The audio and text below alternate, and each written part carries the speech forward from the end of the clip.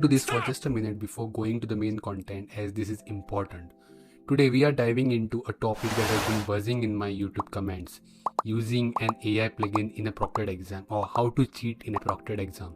Before we get into it, let me be crystal clear. This video is not an endorsement of cheating. I do not encourage cheating at all. Cheating shortcuts might seem tempting, but remember, real learning is where the true value lies. Now, why I'm making this video then? Well, a short video of mine which I did on a similar topic gained a lot of traction, but it also brought in a wave of confusion. Many of you had questions and I hear you. Today we will break it down and I will share what's worked for me in the past. Now let's talk about cheating. Only consider this method if your exam doesn't contribute to your learning journey and if you're willing to take risk. But here's the caveat, yeah? Don't even think about it if there's a serious chance of facing severe consequences. Like, do not do this into certifications at all. Okay, I've tried this method a couple of times, I'll be very honest with you guys, but only in situations where the quiz wasn't a big deal, like internal company quizzes for fun or an online assessment to be on top of leaderboard. So it's a personal choice and I'm sharing my experience, but please do it at your own risk. Before we dive into the main content, a quick heads up. Stick around till the end to know in and out about this method. We'll be exploring various AI extensions for different exams, covering each step thoroughly. So stick around as we navigate through the ins and outs of using an AI plugin in a proctored exam. So let's get started now. We will be creating a proctored exam Google form. So for that we need to first create Google form. If you just type in forms, you will get the dashboard wherein you can create a form. Basically, in case you have not created before, so you have to just click on that plus button and give any name, testing 1 2 3 or whatever name you want to give. So I have already created one form, which is over here, the online proctored quiz. So, and these are the questions which I filled in along with the options, as you can see, and you can basically create any image type of questions, also video. Okay, so I'm not going much detail into this. We'll look into responses. So responses is like whatever people have answered, and this is not gonna create a proctored one, but this is just a normal quiz.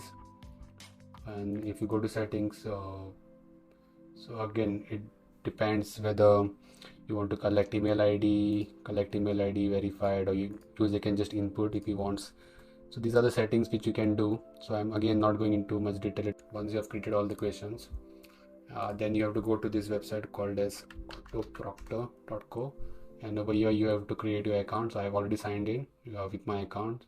So it's a pretty straightforward sign in. You can use Google account, or you can use your own like new email ID and password. Okay, and I've already created few proctored exams over here. So what you have to do is you have to create a test, and then if you want to create it as a Google form one, then you can create over here, or there are other platforms as well.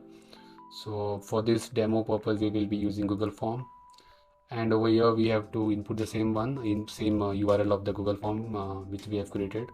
So for that you need to go over here, send. Here there is the sharing option, and this link you have to copy. Okay, and come over here, paste it. Okay, and then you can give YouTube demo quiz, and then we can continue. Yeah, has been created either by you test. Okay, this particular form has been already used multiple times, so because of that, okay, I can do one thing. I can just create for this one maybe. Again, this is quite straightforward, but I just want to give a quick glimpse of it. So I've created a new one. Yeah, that's it. So over here you'll get a success message, test created successfully, and then that's it, done. Over here there are a few settings which you have to go through. Okay, so over here you can enable timer if you want. If it is proctored, then obviously you have to click this one. Enable auto resume, maximum attempt. So mostly it is 1, as we can see over here. We recommend 1, but this is just for the demo purpose, so I am giving 3 in case if first time it fails or something happens. The name we have already given. Coming to timer settings, again we can give some time over here. I'm just giving 10 minutes. and then again we can do all this customizations if we want. What is more important over here is this. So Proctored settings. So what we want is tab switching for sure. So we want to test our AI extension which we'll be using in a while. Camera, yeah, we want photo to be taken. Microphone, yeah, photos at random.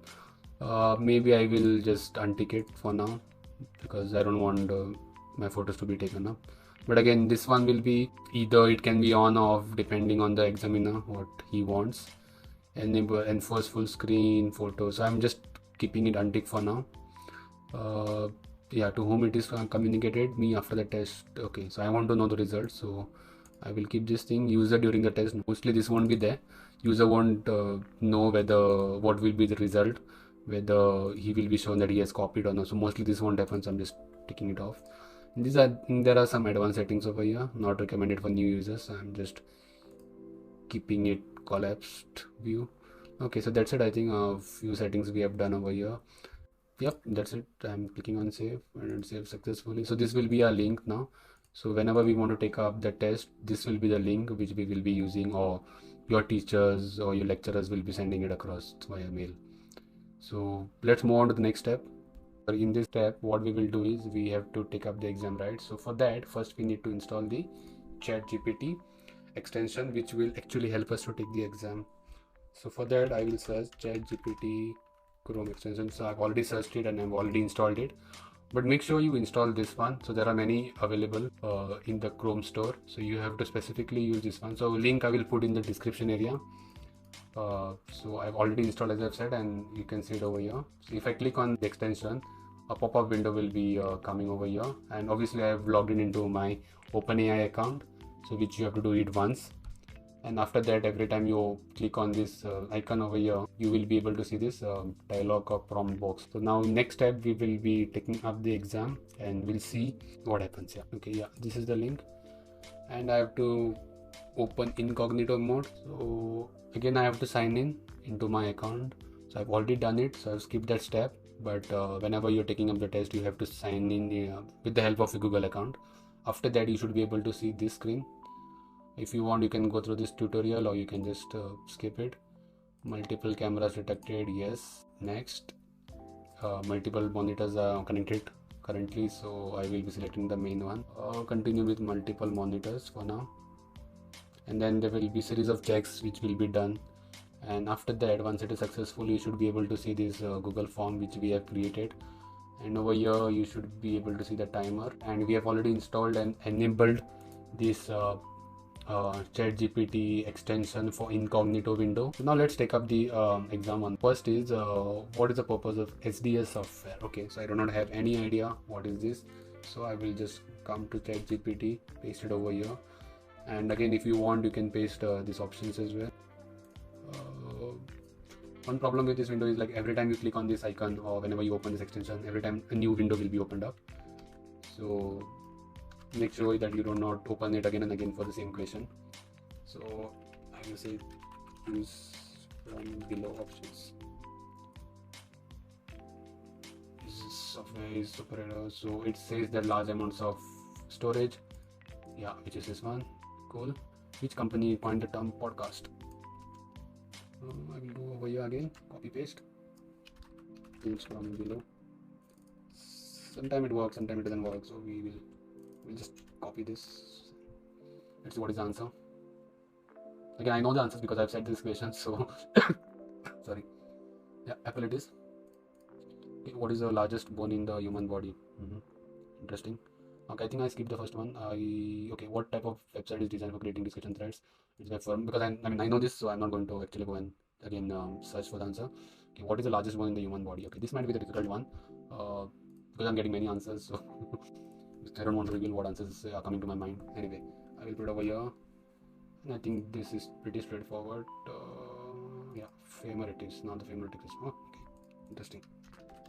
Now, one more thing, right? So what happens that sometimes you won't be able to copy this text over here, right? So it might be disabled, I mean, right? So that time what you will do? Are you going to just open the ChatGPT window and then are you going to type like, which company coined the term, blah, blah, blah? No, right? That's not feasible. I mean, you can type for 1 or 2, but consider there are like 50 questions, so that's not possible, right? And you keep on typing all these questions because timer is also a constraint over there.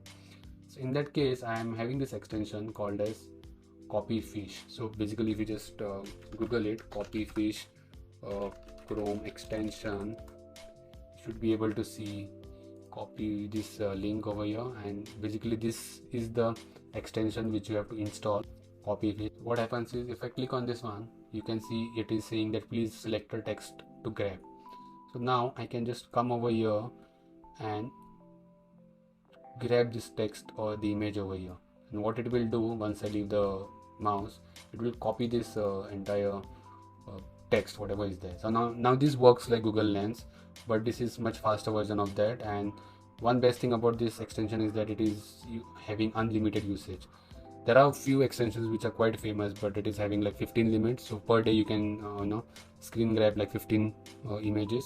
This one is having unlimited. So once you do this, copy to clipboard, and then you can come over here and basically you can just paste it, and then you should get your answer.